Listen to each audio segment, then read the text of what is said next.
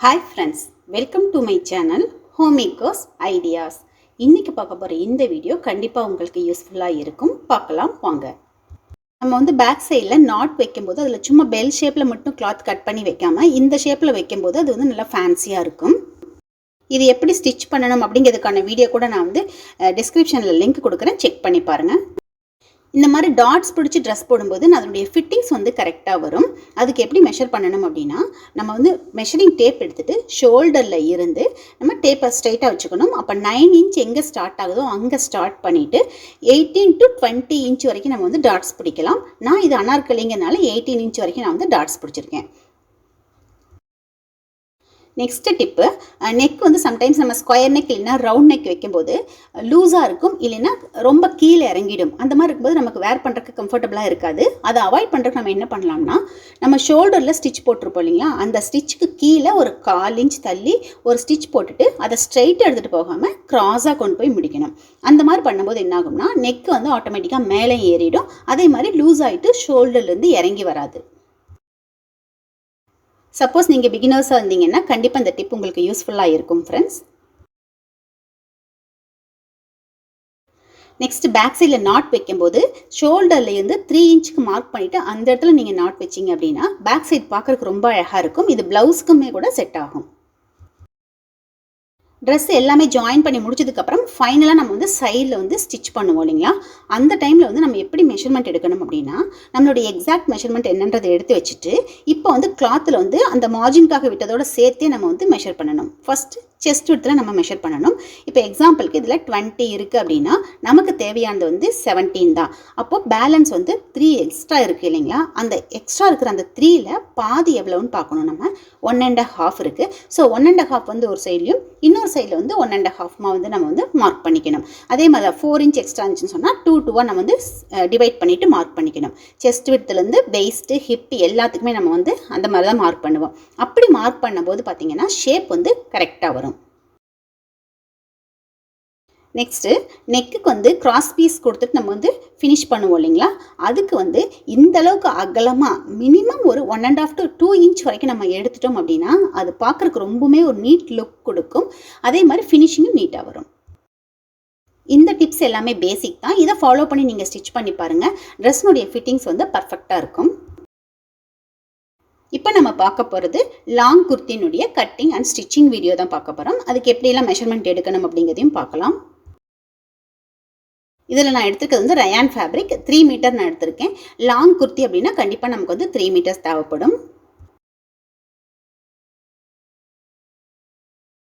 இதில் வந்து கிளாத்தை வந்து நான் 4ஆக ஃபோல்டு பண்ணி போட்டிருக்கேன். இந்த கிளாத்தில் வந்து பிரிண்ட் எப்படி இருக்கோ அதுக்கு தகுந்த மாதிரி நம்ம வந்து ஒரே மாதிரி வர மாதிரி ஃப்ரண்ட் பேக் 2 சைட்லேயும் ஒரே மாதிரி வர மாதிரி நம்ம வந்து ஃபோல்ட் பண்ணி போட்டுக்கணும். இப்படி ஃபோல்டு பண்ணும்போது நம்ம எந்த மாதிரி ட்ரெஸ் ஸ்டிச் பண்ணுறோம், அனார்கலியா, ஏலைன் குர்த்தியா, ஸ்ட்ரெயிட் கட்டா, அதுக்கு தகுந்த மாதிரி நம்ம வந்து துணியை வந்து ஃபோல்ட் பண்ணணும். நெக்ஸ்ட்டு மெஷர்மெண்ட் பார்க்கலாம். ஷோல்டர் வந்து 7 இன்ச் எடுத்திருக்கேன். ஆம் ஹோலும் அதே 7 இன்ச் தான் நான் எடுத்திருக்கேன். அதுக்கு வந்து ஃப்ரண்ட் ஆம் ஹோல், பேக் ஆம் ஹோல் ரெண்டுமே நம்ம வந்து வரைஞ்சிக்கணும். ஷோல்டரில் வந்து 0.5 இன்ச் வந்து இறக்கி கிராஸாக ஒரு லைன் போட்டிருக்கேன். நெக்ஸ்ட்டு நெக் விட்த் வந்து 3 இன்ச் எடுத்திருக்கேன். ஃப்ரண்ட் நெக்கு 5 இன்ச், பேக் நெக் வந்து 7 இன்ச், ரெண்டுமே வந்து ஸ்கொயர் நெக் தான்.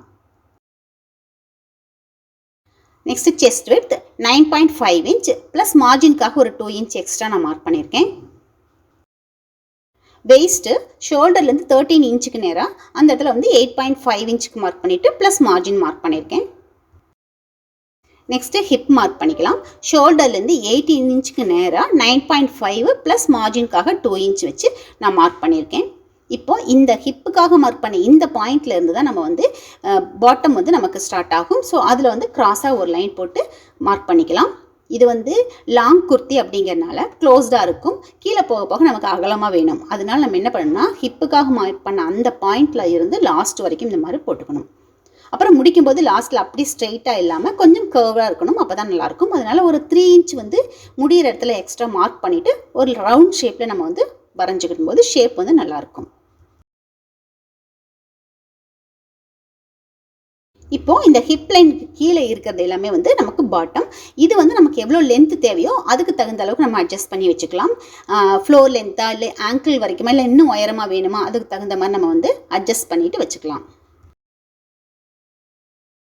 நெக்ஸ்ட்டு ஸ்லீவ் மார்க் பண்ணிக்கலாம். இதில் வந்து இதுக்கும் வந்து 4 ஃபோல்டு இருக்க மாதிரி நான் எடுத்திருக்கேன். எப்போதுமே ஓப்பன் ஆகிற சைடு வந்து நமக்கு ஆப்போசிட்டில் இருக்கணும். க்ளோஸாக இருக்கிறது வந்து நம்ம பக்கம் இருக்க மாதிரி இருக்கணும். ஸ்லீவ்னுடைய லென்த் வந்து எல்போ வரைக்கும் நான் எடுத்திருக்கேன். நெக்ஸ்ட்டு நம்ம ஆர்ம் ஹோல் வரையும் போது 3 இன்ச்சில் மார்க் பண்ணிவிட்டு இந்த ஷேப் வரைவோம் இல்லைங்களா, இதில் நான் வந்து 4 இன்ச்சில் மார்க் பண்ணிவிட்டு நான் ஷேப் வரைஞ்சிருக்கேன். இதில் வந்து இந்த மாதிரி ப்ளீட் வைக்கணும், அதுக்காக தான் நான் வந்து எக்ஸ்ட்ரா அந்த மாதிரி 4 இன்ச்சில் வந்து நான் மார்க் பண்ணியிருக்கேன். Next front arm whole mark பண்ணிக்கலாம். இந்த மாதிரி மார்க் பண்ணும்போதே இமீடியட்டாக நீங்கள் வந்து ஃப்ரண்ட் பேக்குங்கிறத மார்க் பண்ணிக்கோங்க, ஏன்னா ப்ளீட் வச்சிருந்தா நமக்கு தெரியாது. நெக்ஸ்ட்டு ஸ்லீவ்னுடைய விட்த் வந்து எக்ஸாக்டாக ப்ளஸ் மார்ஜின்காக வச்சுட்டு மார்க் பண்ணியிருக்கேன். இந்த மெட்டீரியல் பார்த்தீங்கன்னா ஃப்ரண்ட் நெக்கில் வந்து பேட்ச் ஒர்க் பண்ணுறதுக்காக எடுத்திருக்கேன். இதனுடைய அகலம் பார்த்தீங்கன்னா எக்ஸாக்டாக எனக்கு 4 இன்ச் தேவைப்படுது, ப்ளஸ் 1 இன்ச் வந்து மார்ஜின்காக வச்சுட்டு 5 இன்ச்சாக நான் எடுத்திருக்கேன். நெக்ஸ்ட் லென்த் வந்து 13 இன்ச் தேவைப்படும், ப்ளஸ் மார்ஜின்காக 1 இன்ச்சுன்னு 14 இன்ச் நான் வந்து எடுத்திருக்கேன். இப்போ இந்த பீஸை வந்து நம்ம ஃப்ரண்ட் நெக்குக்காக கட் பண்ணுவோம் இல்லைங்களா, அங்கே வச்சு நம்ம வந்து தைக்க போகிறோம். இது வந்து ஒரு நெட் மெட்டீரியல் ஜம்கி ஒர்க்கோட இருக்குது. இது எதுக்காக எடுத்திருக்கேன் அப்படின்னா, பாட்டமில் வந்து ஒரு 4 இன்ச் அளவுக்கு வச்சு இதை ஸ்டிச் பண்ணும்போது ட்ரெஸ்ஸுக்கு வந்து ஒரு நல்ல கிராண்ட் லுக் கொடுக்கும்.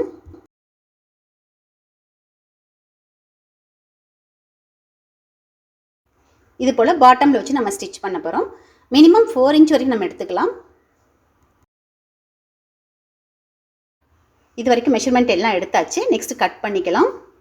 இப்போ பாருங்கள், நான் கட் பண்ணி எடுத்துட்டேன். நம்மளுடைய லாங் குர்த்தினுடைய ஃப்ரண்ட் அண்ட் பேக் பீஸ் நமக்கு ரெடி ஆயிட்டுது.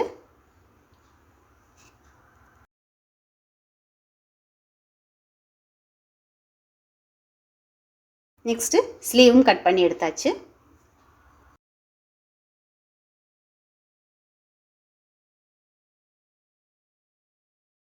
நெக்கினுடைய பேட்ச் ஒர்க் பீஸும் நான் வந்து கட் பண்ணி எடுத்தாச்சு.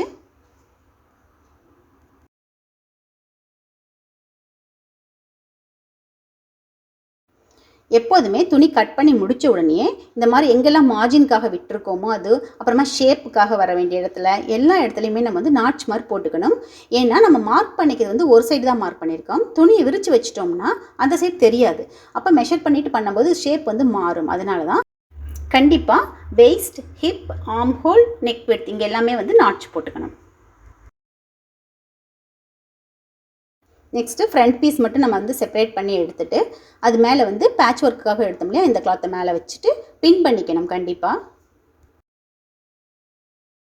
கொஞ்சம் இந்த மாதிரி ஷைனிங்காக இருக்கிற கிளாத்து இல்லைன்னா அந்த மாதிரி சீக்வன்ஸ் ஒர்க் இருக்கிற மாதிரி இதெல்லாம் வச்சு போடும்போது ட்ரெஸ் வந்து நல்ல ஒரு கிராண்ட் லுக்கோட இருக்கும். அதுக்காக நான் வந்து இந்த மாதிரி பிளாக் கலர்லேயே நான் வந்து எடுத்திருக்கேன். இப்போ நம்ம எடுத்தோம் இல்லையா, அந்த கிளாத் மேலேயே வந்து நெக்கு நம்ம வந்து வரைஞ்சிக்கலாம்.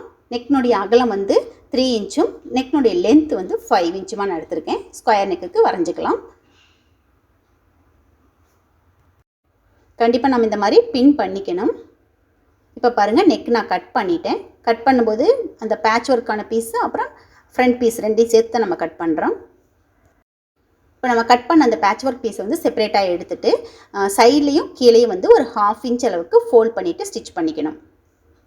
இந்த மாதிரி நெக் பீஸ் வந்து ஜாயின் பண்ணும்போது பேட்ச் ஒர்க்கு அப்புறம் நம்ம எடுத்த மெயின் கிளாத் ரெண்டுனுடைய டைரக்ட் சைடுமே வந்து கீழ் பக்கமாக இருக்க மாதிரி வச்சுட்டு தச்சுட்டு திருப்பும் போது ரெண்டுமே வந்து மேல் பக்கமாக வந்துடும். இதில் பார்த்தீங்கன்னா ஃப்ரண்ட் பீஸ், பேக் பீஸ் ரெண்டுனுடைய நெக்லைன் வந்து ஃபினிஷ் பண்ணிட்டேன். இப்போ அதனுடைய ஷோல்டர் ரெண்டையும் ஜாயின் பண்ணிவிட்டு ஸ்லீவுக்கு வந்து ப்ளீட் வச்சுட்டு அதையும் நம்ம ஜாயின் பண்ணணும். இந்த நெட் கிளாத் இருக்கு இல்லைங்களா, அதை வந்து பாட்டமில் வந்து நம்ம வச்சு ஸ்டிச் பண்ணணும். இது ஃபுல்லாக முடிச்சுட்டு பார்க்கலாம். இப்போ ட்ரெஸ் ஃபுல்லாக முடிச்சாச்சு. பேக் சைடு வந்து நாட் வச்சுட்டு இந்த மாதிரி லாட்கன் வச்சுருக்கேன். நெக்னுடைய ஃபினிஷிங் கூட ரொம்ப நீட்டாக வரும். நம்ம வந்து உள் பக்கமாக வச்சுட்டு வெளிப்பக்கமாக திருப்பும் போது அதனுடைய ஃபினிஷிங் வந்து ரொம்ப நீட்டாக கிடைக்கும். நெக்ஸ்ட் ஸ்லீவ்னுடைய எண்ட்லேயும் வந்து பேட்ச் ஒர்க் மாதிரி வச்சுருக்கேன். பஃப்ன்றது வந்து ரொம்ப பெருசாலாம் நான் வைக்கல, சும்மா ஒரு 4-5 ப்ளீட் மட்டும்தான் நான் வச்சுருக்கேன்.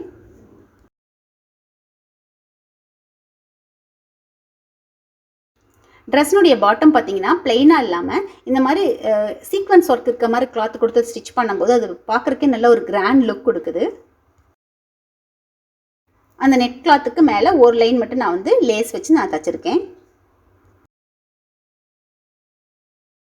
இந்த குர்த்தி வந்து கட் பண்ணி ஸ்டிச் பண்ணுறது ரொம்பவுமே சிம்பிள். எங்கேயுமே உங்களுக்கு கன்ஃபியூஸே ஆகாது. கண்டிப்பாக நீங்கள் கூட இதை ட்ரை பண்ணி பாருங்கள். ரொம்ப கிராண்ட் லுக் கொடுக்குற ஒரு குர்த்தி நம்மளால் வந்து ரெடி பண்ண முடியும். இதில் நான் சொன்ன சின்ன சின்ன டிப்ஸ் எல்லாம் ஃபாலோ பண்ணி நீங்கள் கூட ஸ்டிச் பண்ணி பாருங்கள் ஃப்ரெண்ட்ஸ். கண்டிப்பாக உங்களுக்கும் வந்து கரெக்டான ஃபிட்டிங்ஸோட ஒரு லாங் குர்த்தி ஸ்டிச் பண்ண முடியும். இதில் பார்த்தீங்கன்னா லாட்கனுக்கு வந்து நான் நெக்கு பேட்ச் ஒர்க்காக எடுத்தோம் இல்லையா, அந்த பீஸில் தான் நான் கொடுத்துருக்கேன்.